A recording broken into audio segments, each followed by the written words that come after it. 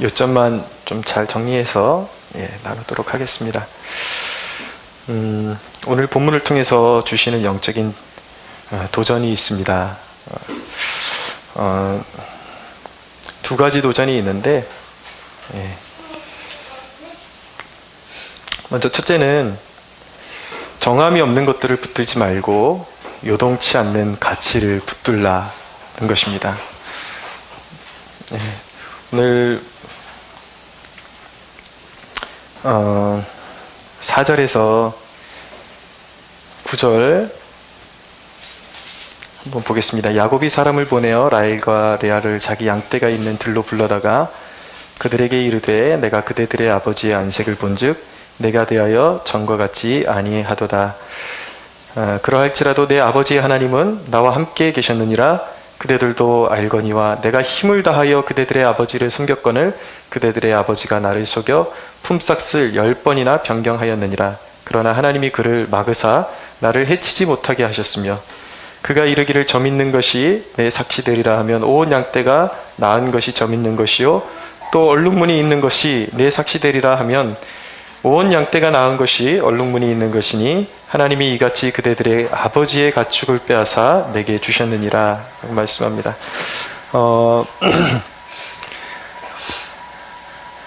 야곱의 외삼촌 라반은 속이는 사람이었습니다. 라반은 야곱에게 어떤 선의의 기회를 제공하는 것 같이 그런 모습으로 라반에게 야곱에게 다가섰지만 그는 10번이나 게임의 규칙을 바꿨습니다. 그러니까 야곱의 그 양떼들이 점 있는 것이 너의 것이다 라고 그러면 이상하게 자꾸 다 점 있는 양떼만 낳게 되는 거예요. 그리고 규칙을 바꿔서 이제 얼룩무늬 있는 것이 네 것이다 그러면 또 갑자기 점 있는 것보다는 얼룩무늬 있는 것이 수두룩히 이제 번성하게 되는 그런 것이죠. 여러분, 세상이 라반과 같다라는 사실을 아십니까? 늘 세상은요 우리에게 어떤 행복을 줄 것 같이 어떤 것들을 제안하지만 이런 것을 하면 내가 이런 것을 주겠다, 이런 행복을 주겠다 그렇게 제안하지만 세상은 결코 우리에게 진정한 행복을 주지 않습니다. 우리가 세상을 따라잡으면 세상은 변덕을 부립니다. 세상은 결코 우리 편이 되지 않아요. 마치 굳이 표현하자면 세상은 다단계와 같은 것입니다. 주위에 보면 그런 다단계에 몸담았다가 폐해를 보신 분들이 하는 얘기가 뭐냐면 처음에 그들이 설명하는 것을 듣고 가입할 때는 거기에 가입하면 엄청난 이윤을 남겨줄 것 같아서 가입을 하죠. 그러나 가입을 하게 되면 결국 남는 것도 없고 오히려 실적을 올리기 위해서 자기의 돈을 계속 투자해서 그 고가의 물건을 자꾸 사들여야 하는, 그러니까 남은 것은 빚더미밖에 없는 그런 자신을 발견하게 되었다라는 것입니다. 그러니까 세상은 뭔가 해줄 것 같이 그렇게 하지만 결코 우리에게 진정한 축복을 줄 수도 없고 행복을 줄 수도 없다라는 것입니다. 세상은 지나가는 것들로 우리를 사로잡으려고 합니다. 시대별로 어떤 그런 흐름이 있는 것 같아요. 또 한간에는 자격증이 있어야 어떤 자격증들을 많이 따야 사회가 우리를 받아주고 사회에 적응할 수 있다. 그래서 사람들이 수도 없이 자격증에 목을 메고 그렇게 따라다니죠. 그리고 이제 시대가 이제 점점 변화되면서 사람들이 등산에 몰입하기도 하고 그것이 마치 자기의 인생에 큰 어떤 행복을 줄 것처럼 등산에 몰입하는 경우도 있고, 또 자전거에 사람들을 완전히 푹 빠지게 만들어 가지고 자전거를 타면은 온갖 그런 인생의 스트레스가 다 날아가고 행복할 것처럼 그렇게 사람들을 부추기기도 합니다. 요즘 트렌드는 또 이렇게 먹는 이야기가 그렇게 대세를 차지하고 있습니다. 온 방송에 봐도 셰프들에 대한 이야기로 가득하고, 사실은 그 셰프라는 직업이 얼마나 그 고되고 극한의 직업입니까? 근데 방송에서는 계속 그들의 그런 어떤 그런 빛나는 모습들만 보여주니까 많은 그런 젊은이들이 또 거기에 혹 가서 그게 가장 이상적인 직업인 줄 알고, 또 살아갈 때 적어도 저 사람들처럼 저렇게 어떤 요리 자격증은 몇 개는 있어야지 이 세상을 살아가겠구나, 그런 착각을 준다고요. 근데 막상 그런 것들을 추구하면 모든 것들이 우리의 삶 가운데 먹는 것도 필요해요. 때로는 뭐 자전거도 좋아요. 필요하죠. 그러나 여러분, 그런 것들에 몰입한다고 해서 여러분, 그런 것들이 우리에게 진정으로 행복을 줄 수 있는가? 축복을 줄 수 있는가? 그렇지 않다라는 것이죠. 문제는 무엇이냐면 그것이 우리의 삶 가운데 어느 정도 필요한 것들이면 맞지만 세상은 이런 것들이 우리의 삶 가운데 가장 중요한 것처럼 그렇게 생각하게 만들어서 점점 그런 것들을 지나치게 추구하게 만들고 하나님으로부터 멀어지게 만들고 결국 세상이 이거야. 요즘 트렌드는 이거야. 요즘엔 이걸 알아야 돼. 요즘은 이걸 따라잡아야 돼. 그러면 너나 할 것 없이 거기에 집중하고 똑같이 흐름을 따라가다 보니까 진정한 나란 존재에 대한 성찰이 떨어지는 것입니다. 그러니까 우리가 진정으로 하나님 앞에 복된 삶을 살아가려면 하나님께서 나를 어떤 분야로 부르셨는가, 어떤 사명을 가지고 나를 부르셨는가를 깨달아야 하는 건데 전혀 그런 나에 대한 성찰 없이 하나님을 발견하지 못하고 세상을 따라가야지 내가 살아갈 것 같으니까 그냥 따라가다 보니까 나라는 존재는 그냥 사라지고 만 것입니다. 사라지고 마는 것이죠. 교회를 선택하는 문제도 그래요. 나에게 진정 나의 부르심은 어디 있는가? 나를 하나님께서 무엇에 사용하기를 원하시는가에 대한 성찰이 없다라는 것이죠. 그냥 어느 교회가 요즘 뜨는 교회다. 어느 교회가 부흥하는 교회다. 어느 교회 가면 참 뭐 커피숍도 잘해놓고 잘해놨더라. 물론 좋습니다. 그럼 그런 교회들은 연약한 지체들이 갈급한 교회들이 찾아가야죠. 왜 그곳에 일할 만한 사람들까지 다 나도 너도 자기의 부르심에 대한 고민이나 생각이 전혀 없이 왜 다 한결같이 똑같은 교회에 가서 얼마나 하나님 나라의 막중한 손해입니까? 일할 만한 사람들이 많은 곳에 득실득실하는 곳에 가서 나도 이 교회에 몸담겠다. 나도 여기에 있겠다. 서로 편한 것만 찾고 그렇게 되니 여러분 하나님 나라에 무슨 소망이 있겠습니까? 여러분 나를 찾아야 하는 것입니다. 하나님이 나를 부르신 세상을 쫓아가서는 안 되는 것입니다. 할렐루야. 내가 누구인지 하나님 앞에서 나를 찾아야 하는 것입니다. 기사를 보니까 이제 50대만 넘어도 회사에서 설 자리가 없다는 기사를 보았습니다. 그분들 얼마나 꿈을 안고 그 내노라 하는 회사에 들어가셨겠습니까? 거기만 들어가면 모든 인생이 보장될 것 같은 마음으로 그렇게 들어갔는데 그 회사가 자기의 인생을 책임져 줄 거라고 생각했는데 라반과 같아요. 또 규칙을 변칙시키는 거죠. 설 곳이 없는 것입니다. 이것이 세상이라고요, 여러분. 우리가 어디를 바라보고 살아가야 하는지 우리가 심각하게 고민해야 하는 것입니다. 여러분 하나님의 온전하심을 신뢰하지 못한 이스라엘은 주변 국가들을 의지처로 삼았습니다. 때로는 아수르라는 나라가 강대국으로 부상하면 아수르를 의지하고 아람을 의지하고 애굽을 의지하고 그렇게 했다고요. 그때 그들이 의지했던 애굽을 향해서 하나님께서 심판을 선고하시는데 이렇게 말씀하십니다.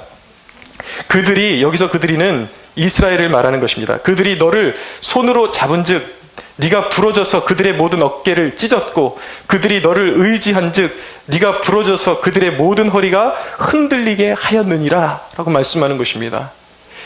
애굽이 가장 강하기 때문에 애굽에 의지하면 모든 인생이 보장될 줄 알았어요. 하나님의 백성들이 하나님을 온전히 의지하지 않고 애굽을 의지했을 때 하나님께서 애굽이 얼마나 하나님 앞에 나약한 존재이고 그것이 의지하지 못할 곧 부러질 그런 지팡이에 불과하는지 하나님께서 이 말씀을 통해서 보여주시는 것입니다. 그러나 여러분 이 라반과 같은 세상을 제압하실 수 있는 분은 오직 한 분이세요. 야곱에게 있어서 이 라반의 변덕스러움을 제압하시고 야곱에게 축복을 주신 분은 우리 하나님이십니다. 11절에서 12절을 보십시오. 꿈에 하나님의 사자가 내게 말씀하시기를 야곱아 하기로 내가 대답하기를 여기 있나이다 하매 이르시되 내 눈을 들어보라 양떼를 탄 순양은 다 얼룩무늬 있는 것 점 있는 것과 아롱진 것이니라. 라반이 내게 행한 모든 것을 내가 보았노라. 아멘. 여러분을 향한 하나님의 사랑만이 변치 않음을 믿으시기 바랍니다. 여러분을 향한 하나님의 손길, 하나님의 도우심만이 안전한 것이요 변치 않는 것임을 믿어야 하는 것입니다. 하나님은 야곱의 자격이나 어떤 조건 때문에 야곱을 이렇게 보호하신 것이 아니었습니다. 오직 하나님이 야곱을 먼저 사랑하셔서 야곱을 선택하시고 야곱과 함께 이루신 약속 때문에 하나님이 야곱과 한 약속 때문에 그리고 그 약속 안에서 야곱이 하나님을 나의 주로 믿겠다고 고백한 거예요. 내 평생에 하나님이 나의 주님이시여 내 삶을 하나님께 드리겠습니다 라고 그렇게 하나님과 야곱 사이에 그런 약속이 이루어졌습니다. 하나님께서 그의 자격을 보고 그렇게 축복하신 것이 아니라 하나님과의 약속 때문에 야곱을 그렇게 축복해 주셨던 것입니다. 그러니까 여러분, 하나님의 축복은 믿음을 통해서 오는 거예요. 하나님을 믿는 자들에게, 하나님의 약속하심을 믿는 자들에게 그 놀라운 축복을 허락해 주시는 것입니다. 여러분, 그러므로 여러분, 세상에 저절로 놔둬도 굴러가는 것들을 붙잡지 마시고 인생의 영적인 기둥을 굳건하게 세우시기 바랍니다. 보세요. 제가 우리 현수 형제하고 며칠 전에 얘기를 나눈 게 있었습니다. 보니까 새벽 기도를 잘 나와요, 우리 현수 형제가. 근데 학교에서 이루어지는 그런 행사와 그리고 개인사가 계속 일어나면서 온전히 새벽 기도를 이제 새벽 예배를 이제 짧게 마치자마자 온전히 제단을 쌓을 시간을 자꾸 뺏기는 거죠. 그래서 제가 불러다가 한번 얘기를 해줬어요. 현수야, 한번 봐봐라. 목사님이 너의 학교에서 어쩔 수 없이 네가 학교 생활을 하는데 학교 생활을 즐기고 학교 생활을 하는데 목사님이 지장받기를 원하지 않는다. 학교에서 정말 불가피한 일이 있어 너를 이렇게 불러내면 그럼 가야지. 그건 내가 아무 말 하지 않는다. 그런데 한번 보거라. 어쩔 수 없이 생긴 일 플러스 네가 삶 가운데 은연중에 타협했던, 예를 들어서 뭐 교통카드가 없어졌다 그래요. 그래서 그거를 꼭 그 시간에 해야 되는가, 새벽 시간에 해야 되는가. 그러고 이제 그런 식으로 이제 재단이 자꾸 허물어지니까 제가 한번 보라 그런 거죠. 그렇게 너의 삶 가운데 네가 스스로 타협한 것과 세상이 너를 학교에서 생기는 일들까지 포함해서 일이 생기는 대로 네가 반응해 보니까 달력을 갖고 네가 한번 집에 가서 체크해봐라 그랬어요. 제가 일주일 중에 한 달 중에 과연 네가 온전한 재단을, 하나님 앞에 온전한 재단을 채운 적이 몇 번이나 될 것 같니? 아마 5손가락도 안 될 것이다. 제가 이야기를 해줬어요. 여기에는 깊은, 여러분, 우리에게 주는 영적인 그런 도전과 메시지가 있는 것입니다. 여러분, 결코 우리 세상이 우리에게 요구하는 대로 따라가면 세상은 우리에게 하나님 앞에 설 기회를 주지 않습니다. 하나님을 추구할 기회를 주지 않습니다. 여러분, 신학생에게 주어지는 덫이라는 것이 있어요. 무엇이냐면 모든 것이 어떻게 보면 다 하나님의 이름으로 행해지는 것 같아요. 다 성경 연구하고 신학적인 연구예요. 그런데 그거에 빠져가지고 이제 과제 제출에 막 쫓기고 학교에서 뭐 어떤 행사에 쫓기고 이러다 보면 내용은 어떻게 보면 하나님에 관한 것처럼 보이죠? 그런데 여러분, 거기에 그냥 빨려 들어가면 그 내심은 일반 학생들과 별반 다르지 않을 수도 있다는 거예요. 그 모든 것이 나를 위한 것이고 학점을 관리하기 위해서 쫓기는 신세에 불과할 수도 있다는 것이죠. 목사도 마찬가지예요. 늘 설교 준비에 쫓기고 늘 행정에 쫓기고 이러다 보면 하나님을 위해서 일하는 것 같은데 타이틀은 하나님을 위한 것인데 전혀 하나님 앞에 굳건하게 서 있지 못할 수가 있다는 것입니다. 이것을 조심해야 되는 거예요. 세상이 우리를 흔드는 대로 휘두르는 대로 따라가면 결코 우리가 영적으로 하나님 앞에 바로 설 수 없다는 것이죠. 하나님이 주시는 축복을 지켜낼 수 없다는 것입니다. 여러분, 하나님께 쓰임받기 위해서는 지나가는 것들을 붙잡는 것이 아니라 영적인 기둥을 세워야 할 줄로 믿습니다. 어느 장로님이 그러시더라고요. 이분은 제자훈련하는 교회에 심호하고 계시는 장로님이신데 이분은 본인이 이제 스스로 이제 양육자들을 배출해내는 그러한 제자훈련을 시켜주는 입장에서 이제 그 성경 공부를 준비하고 그러시는 분이에요. 근데 회사의 회장님이십니다. 기업을 직접 이제 중소기업을 운영하시는 분인데 이분이 하시는 말씀이 목요일날 자기가 제자를 양육해야 되는데 한창 바쁠 시간에 하루에 그 중심에 있는 시간을 떼어서 자기가 양육을 시킨다라는 것이죠. 처음에는 마음이 어려웠대요. 내가 이 중요한 시간에 이것을 하라 해서 성경 공부를 준비하는데도 몇 시간, 그리고 그 대상자에게 찾아가는데도 시간이 꽤 오래 걸리고 그 사람과 또 한 두어 시간 같이 나누다 보면 하루가 그냥 간다라는 것이죠. 회사를 운영하는 입장에서 목요일을 이렇게 보내도 되는 것인가? 과연 이러면 회사가 휘청거리지 않을까? 처음에는 고민을 했는데 자기가 겪어보니까 하나님의 일을 우선순위에 두고 하나님께 일을 맡기니까 회사가 굴러가더라는 것입니다. 사랑하는 여러분, 굴러가는 것을 붙잡지 마십시오. 과제를 내고 우리의 인생에 잡다 못 쫓기는 것들은 여러분들 성심껏 있는 자리에서 성심껏 다 하십시오. 하지 말라는 것이 아니에요. 그러나 그것을 주안점으로 두지 말고 결코 무너뜨리지 말아야 할 인생의 영적인 기둥들을 세우고 나머지 것들이 따라오게 하라는 것입니다. 할렐루야. 네. 여러분, 회사도 마찬가지예요. 여러분, 우리 인생의 그런 모든 것들, 부수적인 것들은 그냥 굴러가는 것입니다. 그 굴러가는 것들을 붙잡으면 우리의 인생에 남는 것이 없는 것입니다. 그런 것들을 하나님께 맡기십시오. 하나님께서 굴러가게 하십니다. 그런데 여러분, 우리는 무엇을 붙잡아야 하는 것입니까? 요동치 않는 가치, 절대적으로 변하지 않는 가치, 하나님과 함께 동행하는 그 가치를 붙잡아야 하는 것입니다. 지금 영국 교회는 거의 다 죽어가고 있습니다. 그런데요, 지금 영국 교회의 부흥의 소식이 들려오고 있습니다. 물론 민족적으로 일어나는 부흥은 아니지만 어떤 그 지역 교회의 몇 교회를 하나님께서 특별히 사용하시면서 떠나갔던 젊은이들이 지금 돌아오고 있다라는 그런 소식이 들려오고 있습니다. 반가운 소식이죠. 근데 영국의 신앙은 시대를 따라서 변질되기 시작했어요. 그래서 이성 중심으로 자꾸 바뀌게 되고, 그러다 보니까 그들이 잃어버린 것이 무엇이냐면 기도를 잃어버리게 되었습니다. 그러다 보니까 이성적으로는 계속 신학적으로는 발달한 것 같은데 결국은 교회는 침식되고 점점 죽어가게 되었던 것입니다. 근데 특이한 현상이 지금 벌어지고 있는데, 그것이 무엇이냐면 하나님께서 어떤 특정한 사람들을 들어서 사용하시는데, 영국 교회 전반적인 이런 목회자들이나 신학자들은 이미 그 영적으로 거의 다 이렇게 잠들어 있기 때문에 하나님께서 제3지대 다른 민족 가운데, 특별히 어떤 인도나 이런 데서 철저하게 하나님 앞에 금식과 기도로 깨어있는 목회자들을 하나님께 사용하셔서 지금 영국 교회를 특별하게 일으키시고 부흥을 일으키시는 중이라는 소식을 제가 듣게 되었습니다. 이런 교회들의 특징, 하나님이 사용하시는 교회들의 특징은 무엇이냐면 거기는 성령의 살아계신 역사가 나타난다는 거예요.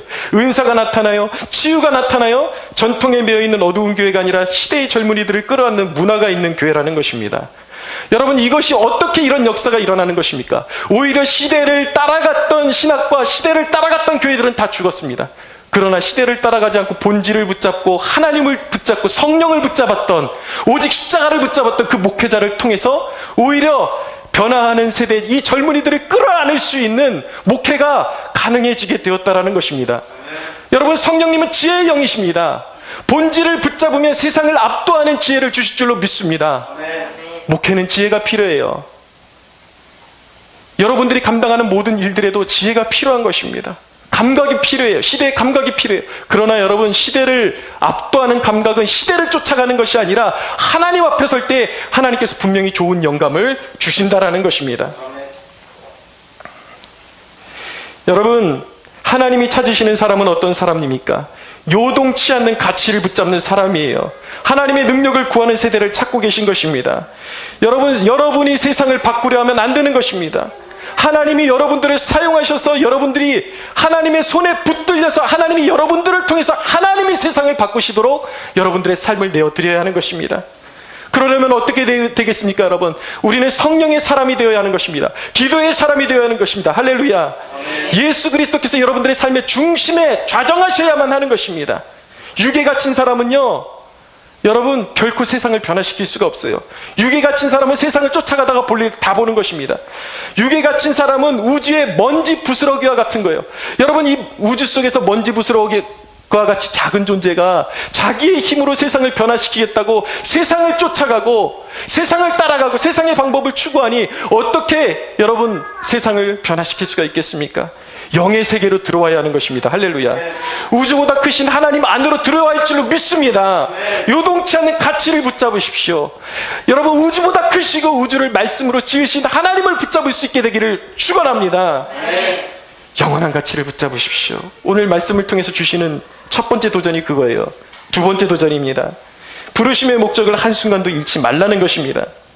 13절을 보세요. 함께 읽겠습니다. 시작. 나는 베델의 하나님이라 내가 거기서 기둥에 기름을 붓고 거기서 내게 소원하였으니 지금은 일어나 이곳을 떠나서 내 출생지로 돌아가라 하셨느니라. 아멘. 이 말씀은 하나님이 열어주신 기회의 장에 너무 심취해 있는 사람들, 특별히 직장과 사업과 어떤 연애나 취미에 빠져 있는 사람들에게 주시는 경고라고 말씀드릴 수가 있겠습니다. 여러분, 야곱이 라반의 집에서 받은 연단과 큰 결실의 축복의 의미는 야곱에게 주신 의미이기도 했지만 하나님이 바로 야곱의 삶의 주권자임을 충분히 깨닫게 해주시는 시간이었습니다. 그래서 야곱은 거기 머무르면 안 되는 것입니다. 이제는 하나님께서 부르시는 약속의 땅으로 가야 하는 것입니다. 왜입니까? 왜 약속의 땅으로 돌아가야 하는 것입니까? 왜 삶의 현주소, 그냥 눈으로 보기에는 마치 축복받은 땅 같아요. 그러나 그는 외삼촌 라반의 집에 있어서는 안 되는 것입니다. 이제는 축복을 주신 그 하나님을 바라보고 하나님께서 정하신 땅, 약속의 땅, 가나안 땅으로 돌아가야 하는 것입니다. 거기에 하나님이 부르신 목적이 있기 때문입니다. 여러분, 하나님은 야곱과 약속을 맺으셨어요.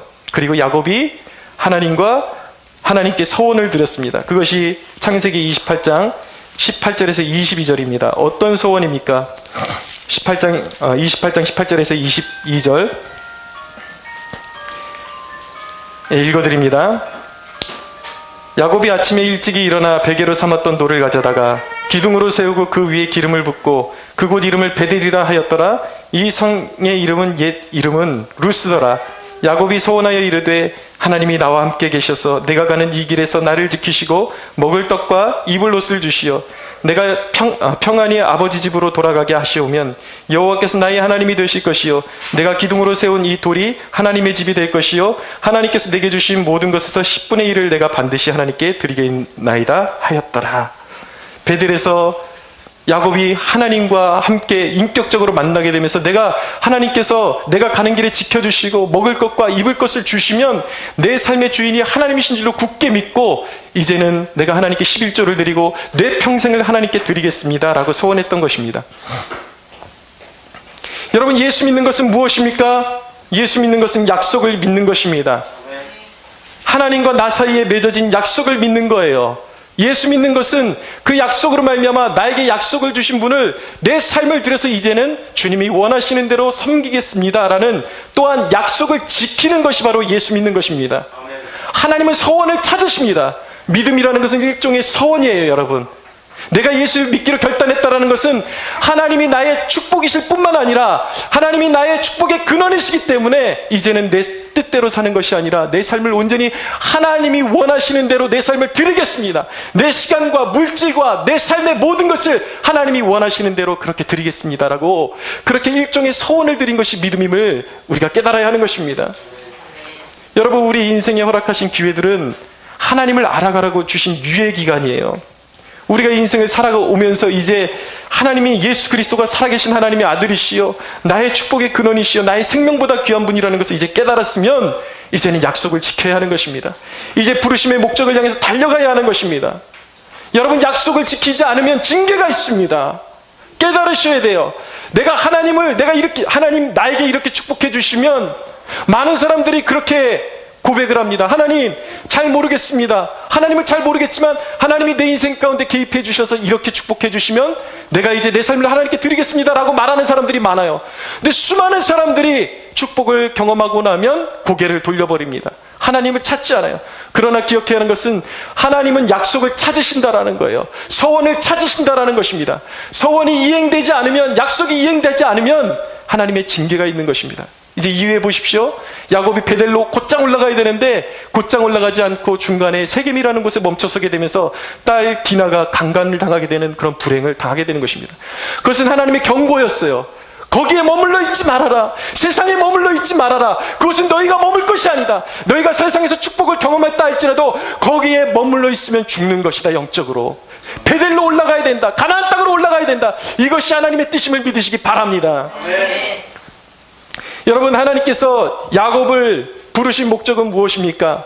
하나님께서 야곱을 구원하신 목적은 약속의 땅에 살라는 거예요.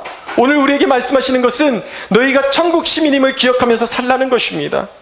여러분, 왜 약속의 땅으로 돌아오라고 하십니까? 그 땅에서 12지파를 번성하게 하라는 것이죠.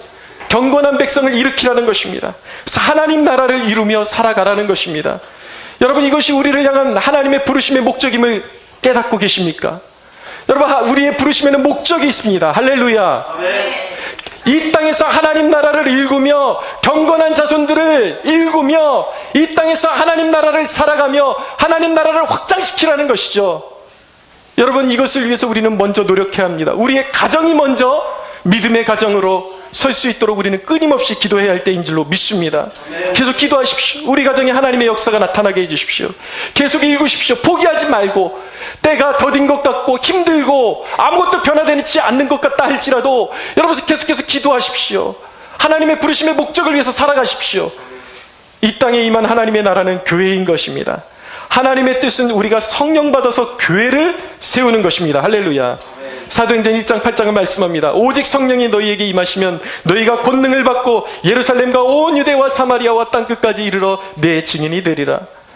주님이 우리를 부르신 목적은 무엇입니까? 하나님 아버지의 마음을 받아서 우리의 지경을 확장시키며 하나님의 백성으로 채워가라는 것입니다. 이 땅 가운데 그것이 하나님의 뜻이에요. 교회를 섬겨야 하는 것입니다. 잃어버린 교회는 사람이에요. 단순히 이 건물이 아니라 1차적으로는 여러분 우리가 캠퍼스 성막교회 부흥을 위해서 헌신해야 할 줄로 믿습니다. 그러나 교회는 단순히 사람이 아니라 단순히 건물이 아니라 사람인 것입니다. 우리는 사람을 찾아내야 하는 것입니다. 하나님이 부르시는 백성을 우리는 찾으러 나가야 하는 것입니다. 잃어버린 백성을 찾으러 다니고 내가 먼저 말씀으로 하나님의 말씀으로 체험을 받고 사람들을 교회로 이끌어서 그들을 하나님의 말씀으로 양육해야 할 줄로 믿습니다. 왜입니까 여러분? 왜 우리가 교회를 세우는 일에 우리의 인생을 바쳐야 하는 것입니까? 왜 이 땅 가운데 우리의 삶을 통해서 하나님 나라를 확장시켜 나가는 일에 우리의 삶을 드려야 하는 것입니까? 왜입니까? 기억하십시오. 이 땅은요 거쳐가는 곳이기 때문입니다. 이 땅이 목적지가 아니에요. 이 땅에서 잘 먹고 잘 사는데 머물러 있으면 죽는 것입니다. 영원히 죽는 것입니다. 여러분 성경은 분명히 말씀합니다. 이 땅은 다 불타서 사라질 것입니다. 우리에겐 영원한 본향이 있습니다. 천국이 있습니다. 할렐루야. 여기에 머무르면 안 되는 것입니다. 하나님의 집을 세워야, 여러분 우리가 믿음으로 이 땅에서 하나님의 집을 세워야 우리의 삶에 상급이 있고 우리는 영원한 본향으로 초대받고 그 땅에 입성하게 될 줄로 믿습니다. 땅을 위해서 살면 안 돼요. 예수님께서 말씀하셨잖아요. 썩을 양식을 위해서 일하지 말고 영원토록 있는 양식을 위해서, 하나님 나라를 위해서 살라고 주님께서 우리에게 명령하고 계신 것입니다. 여러분 우리에게 주는 도전은 바로 이 거룩한 삶의 목적을 향해서 연합하라고 하나님께서 오늘 말씀을 통해서 도전하고 계십니다. 우리는 하나님이 주신 마음을 공유해야 돼요. 이것은 사람의 뜻이 아닙니다. 단순히 제가 인간의 언어로 풀어낸 사람의 말이 아닙니다. 오늘 성경을 통해서 우리에게 주시는 하나님의 말씀임을 믿어야 하는 것입니다. 하나님이 주신 마음을 공유하고 연합해서 하나님의 집을 세우라고 우리에게 명령하고 계신 것입니다. 14절 이하에 보니까 라헬과 레아가 야곱의 이런 도전에 하나님께서 내게 이렇게 말씀하셨다. 꿈에 이렇게 말씀하셨다. 이제는 우리가 여기 머무를 것이 아니라 우리가 고향 땅 가나안 땅으로 돌아가서 이제 믿음의 가족을, 믿음의 가문을 세워야 한다 라고 그렇게 도전했을 때에 한 번도 그렇게 연합해 본 적이 없었던 라헬과 레아가 하나가 되어서 야곱의 요청에 이제 한 마음으로 이제 함께 고향 땅으로 돌아가기로 그렇게 결단을 하게 되었습니다. 이것이 여러분 교회의 비전인 것입니다. 우리는 하나님께서 주신 땅을 향해서 한 마음을 품고 한 비전을 품고 하나 되어 나갈 줄로 믿습니다. 빌립보서 1장 27절에서 28절은 말씀합니다. 오직 너희는 그리스도의 복음에 합당하게 생활하라. 이는 내가 너희에게 가보나 떠나 있으나 너희가 한 마음으로 서서 한 뜻으로 복음의 신앙을 위하여 협력하는 것과 무슨 일에든지 대적하는 자들 때문에 두려워하지 아니하는 이 일을 듣고자 함이라 라고 말씀하고 있습니다. 하나님께서 우리에게 듣고자 하시는 것, 하나님께서 우리 교회를 통해서 보고자 하시는 것이 무엇입니까? 하나님 나라를 확장시켜 나가는 일에 우리가 한 마음을 품고 연합하는 것을 보기 원하시는 것입니다. 사랑하는 여러분, 하나님의 집을 세우라 하시는 여러분을 향한 그 부르심의 목적을 한순간도 잊지 않게 되기를 축원합니다.